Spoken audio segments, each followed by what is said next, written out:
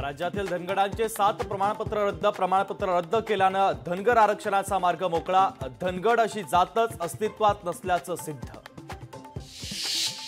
98व्या मराठी साहित्य संमेलनाच्या बोधचिन्हाचं अनावरण। मनसे अध्यक्ष राज ठाकरेंच्या हस्ते अनावरण। फेब्रुवारी 2025 मध्ये राजधानी दिल्लीत होणार साहित्य संमेलन।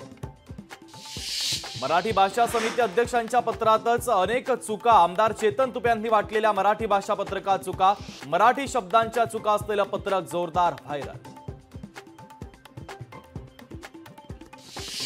चिवडी मतदारसंघातील पाणी प्रश्नावर मनसे आक्रमक। महापालिका वॉर्ड ऑफिसच्या समोर मनसेचं आंदोलन। बाळा नांदगावकरांच्या नेतृत्वात ढोल बजाव आंदोलन। माळशिरसमध्ये महाविकास आघाडीला मोठा धक्का। संभाव्य उमेदवार उत्तम जानकरांचा विरोध। खरा जातीचा दाखला असलेल्याला उमेदवारी देण्याची मागणी। बीडमधील चिमुरडीवरील अत्याचार प्रकरणी आज माजलगाव बंदची हाक। सर्वपक्षीय संघटनांच्या वतीनं बंदची हाक। पोलिसांनी कारवाई करण्यास विलंब केल्याचा आरोप।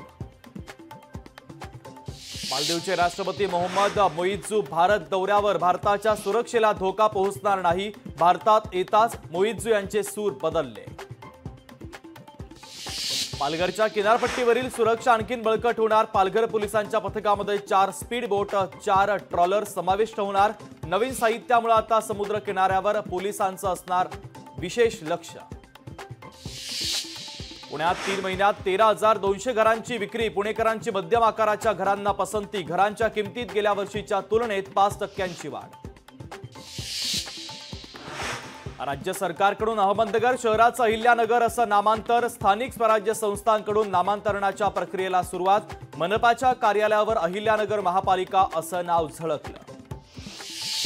राजापूर लांजा मतदारसंघात उद्धव ठाकरेंच्या शिवसेनेला धक्का। 18 गावांतील पदाधिकाऱ्यांचा शिंदेंच्या शिवसेनेमध्ये प्रवेश।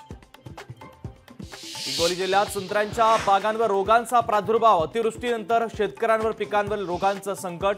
महागड्या औषधांच्या फवारण्या करून देखील शेतकरी तोट्यामध्येच। रत्नागिरीमध्ये वक्फ बोर्ड कार्यालयाच्या उद्घाटनावरून वाद। उद्घाटनाला भाजपसह सकल हिंदू समाजाकडून विरोध। वक्फ बोर्डाच्या कार्यालयासमोर सकल हिंदू समाज निदर्शनं करणार।